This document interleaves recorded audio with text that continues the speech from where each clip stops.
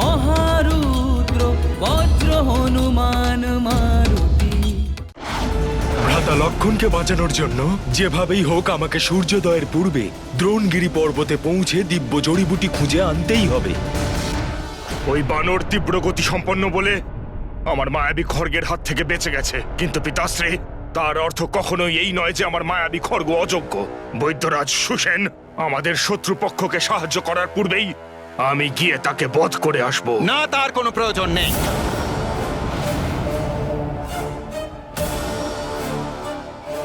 আমি জানি যে বৈদ্যরাজ সুসেন ওই তুচ্ছ বানরকে ঔষধি নিয়ে আসতে কোথায় পাঠিয়েছেন। ওই বানর ওইখানে ঔষধি নয়, কালকূট বিষ পাবে, আর এই কার্য করবে মহামায়াবী কাল নেমি। কাল নেমি, কাল নেমি।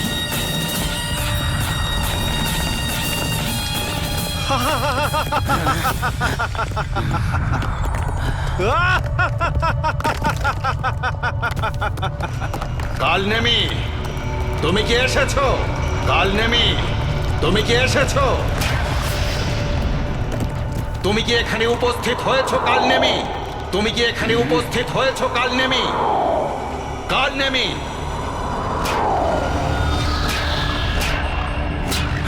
তুমি আমার রূপ ধারণ করবার আর আমার সিংহাসনে বসবার দুঃসাহস কি করে দেখালে? কালনেমি, তুমি আমার রূপ ধারণ করবার আর আমার সিংহাসনে বসবার দুঃসাহস কি করে দেখালে?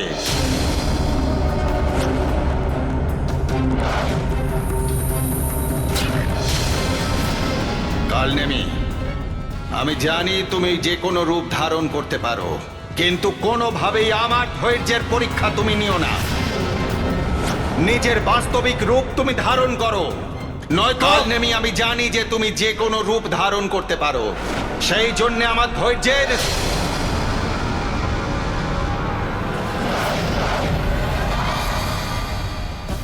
না না না না না না না, আরে এতটা রেগে যাবেন না মহারাজ লঙ্কেশ। আমি তো তুচ্ছ এক মায়াবী রাক্ষস। আমি আপনার ধৈর্যের পরীক্ষা কিভাবে নিতে পারি? আমি তো শুধু এমনি আমার মায়াবী শক্তির প্রদর্শন করছিলাম মাত্র। তুমি নিজের মায়াবী শক্তি প্রদর্শন করতে চাও, তাই তো? আমি তোমাকে একটি সুযোগ দিতে চাই। ছল, কপটতা, মায়া, মোহ, উচাটন, বশীকরণ, যা খুশি প্রয়োগ করো তুমি, কিন্তু এই সময় তোমাকে বিবশ করতে হবে ওই তুচ্ছ বানরকে, যে তোমার মায়ায় জড়িয়ে ওই কালকুটের মতো ভয়ঙ্কর বিষকে গ্রহণ করবে। তাকে শেষ করে দিতে হবে তোমায়। হয়ে যাবে, আপনার কার্য হয়ে যাবে, কিন্তু আমার কি লাভ হবে? হ্যাঁ, পিতাশ্রী, এ নিজেকে একটু বেশি যোগ্য মনে করছে। ওকে ভুলে যান, আমাকে আজ্ঞা দিন। আমি এখনই গিয়ে ওই বানরকে শেষ করে দিয়ে আসছি। হ্যাঁ লঙ্কেশ্বর, ওই বানরের মতো মায়া তো আমিও ধারণ করতে পারি। আমিও যাব এই যুবরাজ মেঘনাদকে সাহায্য করতে। তবে তো ঠিক আছে, আমার এখানে কি আবশ্যকতা আছে? আমি যাচ্ছি। দাঁড়াও কালনেমি,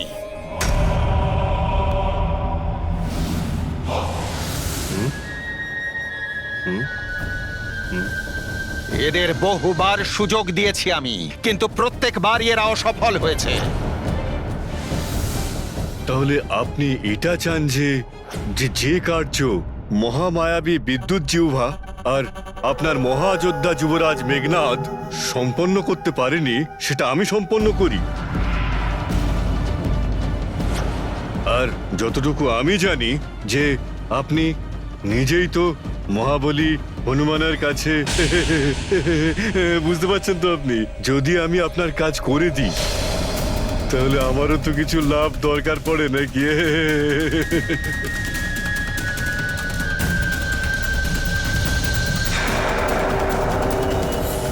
ঠিক আছে, তুমি যদি তোমার কার্যে সফল হতে পারো, তবে লঙ্কা সমেত অর্ধেক পৃথিবীর অংশ হবে তোমার। অর্ধেক পৃথিবীর অংশ হবে তোমার। ও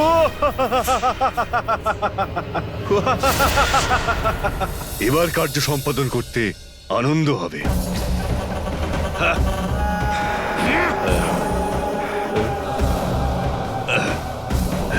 ধরে নিন আপনার কার্য সম্পন্ন হয়েছে লঙ্কেশ। বেশ, কিন্তু স্মরণে রেখো, ওই বানরের মুখোমুখি হবার পূর্বে তোমায় কালীয় নাগের থেকে কালকূট বিষ লাভ করতে হবে।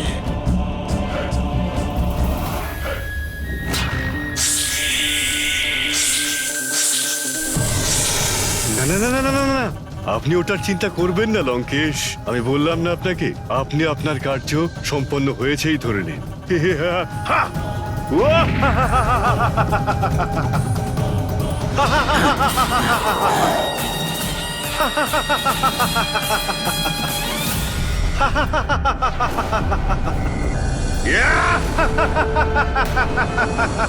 এই অট্টহাসির ধ্বনি আমার খুব পরিচিত মনে হচ্ছে। এই বিচিত্র হাসি মায়াবী কালনেমি ছাড়া কিছুতেই কারো হতে পারে না। এমনটাও হতে পারে যে ভ্রাতা রাবণ হয়তো অন্তিম জীবিত যোদ্ধাদের সমাপ্ত করার জন্য কালনেমিকে পাঠাচ্ছে। বা হয়তো বীর হনুমানকে প্রতিরোধ করার জন্য।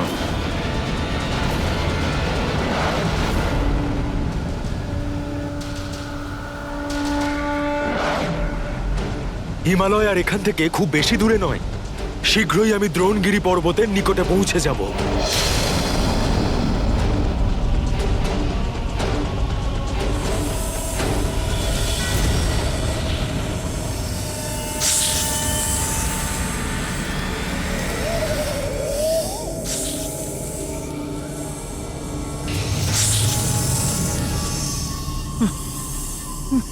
সাপুড়ে,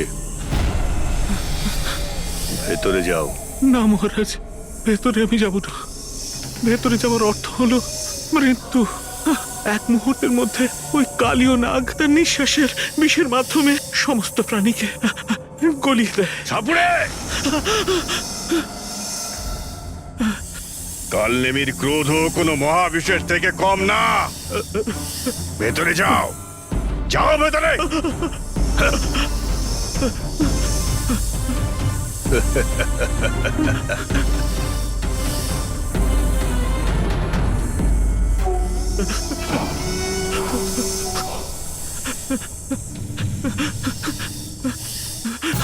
সাপুড়ে, ভেতরে যাও। আগে যাও ভেতরে, যাও।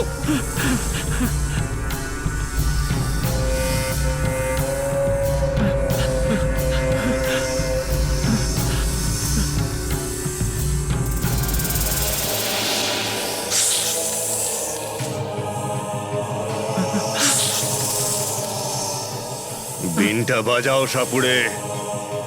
ডাকো, কালিয়ানাগকে আমার সামনে ডাকো। বিন বাজাও।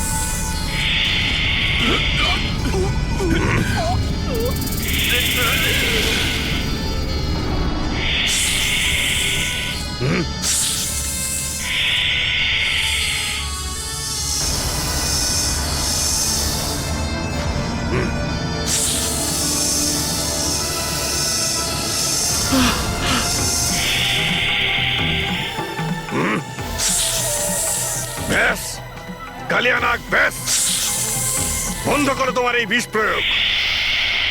হয়তো তুমি আমাকে ঠিক মতো জানো না।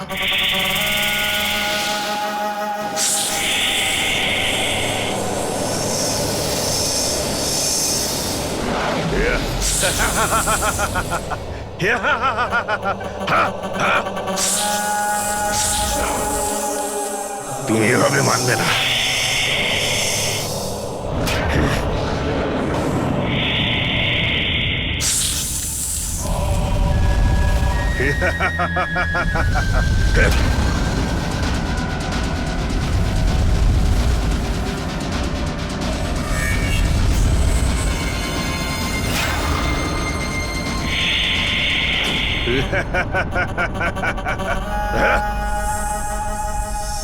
এরপরে তোমার বিষের প্রয়োগ আমার উপর করবার চেষ্টাও করো না, নয়তো নিজের মায়াবী শক্তি দিয়ে আমি তোমাকে আর তোমার পরিবারের সবাইকে, যারা এই গর্তে বসবাস করে, সবাইকে শেষ করে দেব।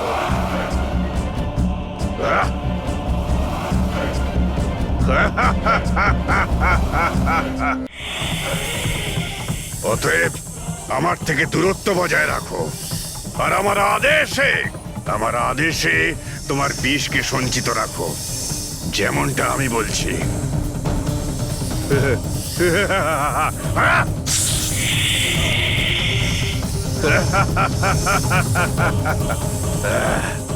এবার ঠিক আছে, এবার মন দিয়ে শোনো। আমি এখানে রাক্ষস রাজ রাবণের কার্য সম্পন্ন করতে এসেছি। আমায় তোমার কালকূট বিষ চাই।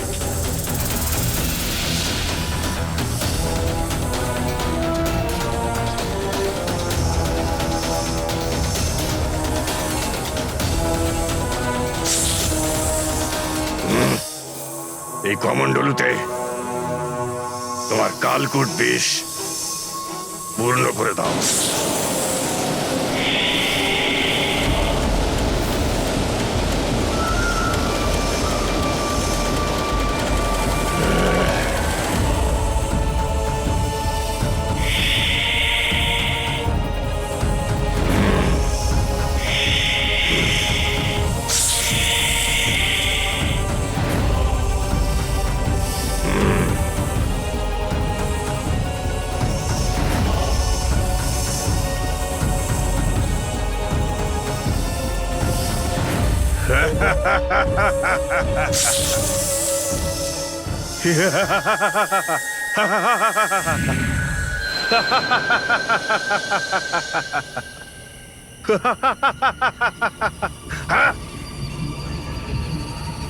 অত্যন্ত শ্রেষ্ঠ, অত্যন্ত সুন্দর।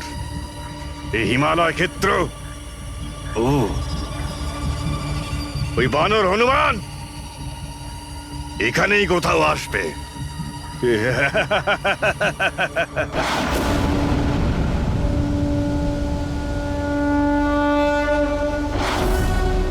এই অদ্ভুত আভা। হনুমান, যখন আপনি হিমালয় ক্ষেত্রে পৌঁছবেন তখন কৈলাস পর্বত এবং ঋষভ পর্বতের মধ্যস্থলে আপনি এক অন্য পর্বত দেখতে পাবেন। সেই পর্বতের এক অদ্ভুত আভা আছে, যা চাঁদের আলোর মধ্যে অধিক আলোকিত মনে হয়।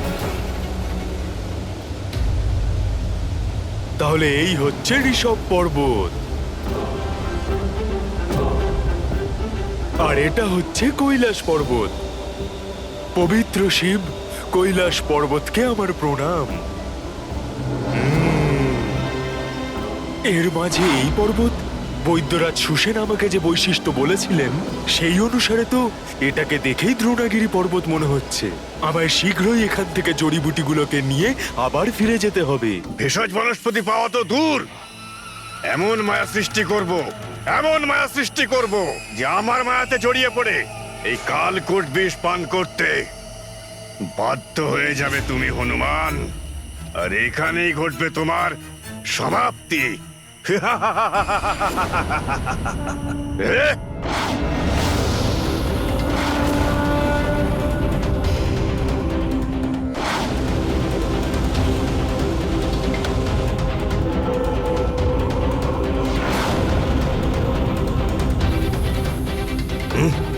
শয়তান এদিকেই আসছে।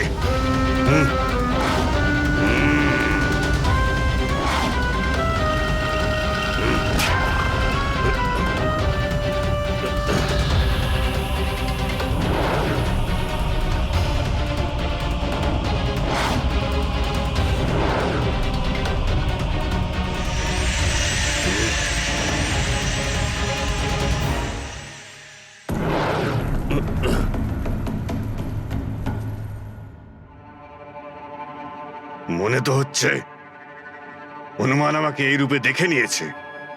যদিও আমাকে এই রূপে দেখে থাকে, তাহলে আমার মায়ায় কি করে জড়াবে ও? এখনো তো আমাকে আমার মায়া সৃষ্টি করতে হবে।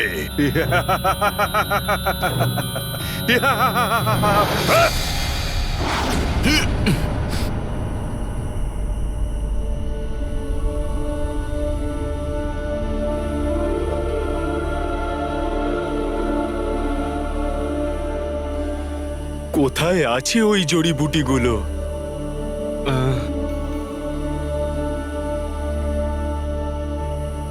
কি মনোরম পরিবেশ!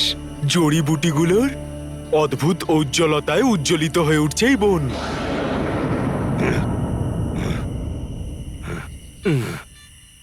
আমি তো ভাবছিলাম এখানে শুধুমাত্র মোট 4টে জড়িবুটিই থাকবে, যেগুলো বৈদ্যরাজ সুসেন বলেছিলেন।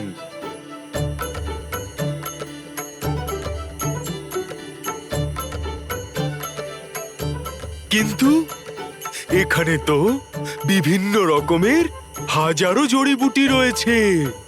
এদের মধ্যে ওই 4টে জড়িবুটিকে কি করে খুঁজে বের করব আমি?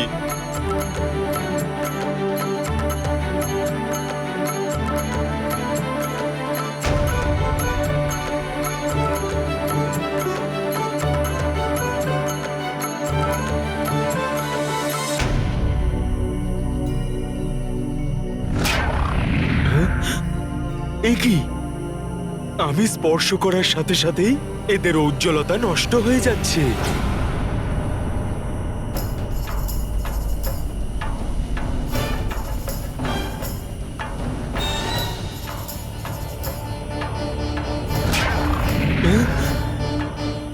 এটাও বিলুপ্ত হয়ে গেল। এ তো বিশাল বড় সমস্যা উৎপন্ন হয়ে গেল। কি করব আমি?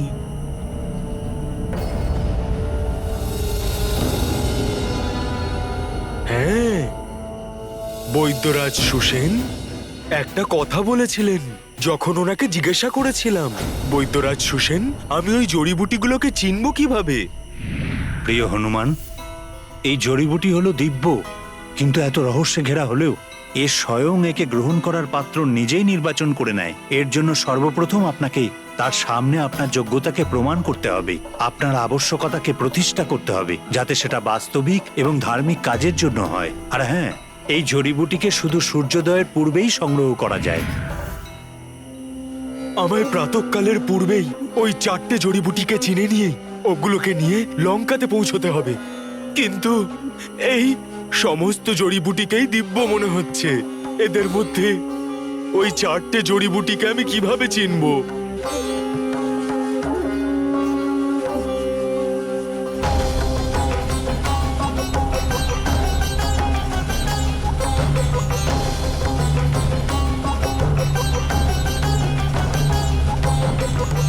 কোনো মহর্ষি বসে রয়েছেন ওখানে। হতে পারে ওই জড়িবুটিগুলোকে চেনার জন্যে উনি সাহায্য করতে পারেন।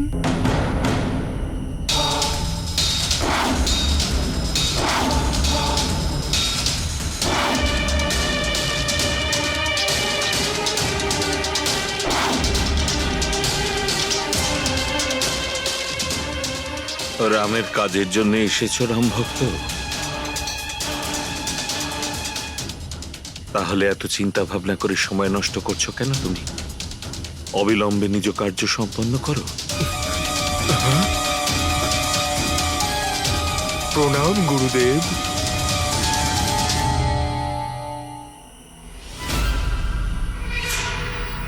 এত দ্বিধাগ্রস্ত হয়েও না হনুমান। রাম রাবণের যুদ্ধের ওপর শুধুমাত্র আমাদের ঋষিমুনিদেরই নয়, দেবতাদের দিব্য দৃষ্টিও রয়েছে। সেই কারণেই আমার তোমার আসার প্রয়োজনটা জানা আছে। আমি শুধু এইটুকুই জানি, সব শেষে বিজয় প্রাপ্তি শ্রীরামেরই হবে। মহর্ষি, প্রভু যে এই যুদ্ধে বিজয় লাভ করবেন তা প্রথম থেকেই জানি। আপনাদের ঋষি মুনিদেরও এরকমই মনে হচ্ছে। এটা জানার পর আমার সত্যি খুবই আনন্দ হচ্ছে। এবার আমার বিশ্বাস হলো, আমার এখানে আসার উদ্দেশ্য সফল করতে আপনি আমাকে সাহায্য নিশ্চয়ই করবেন। হ্যাঁ, নিশ্চয়ই, আমি তোমাকে অবশ্যই সাহায্য করব। কিন্তু এত দীর্ঘ পথ অতিক্রম করে এসেছো, কিছুক্ষণ বিশ্রাম করো। এসো, জলগ্রহণ করো।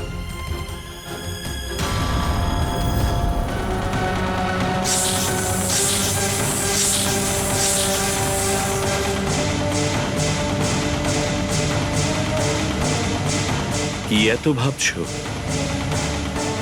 জলপান করো হনুমান।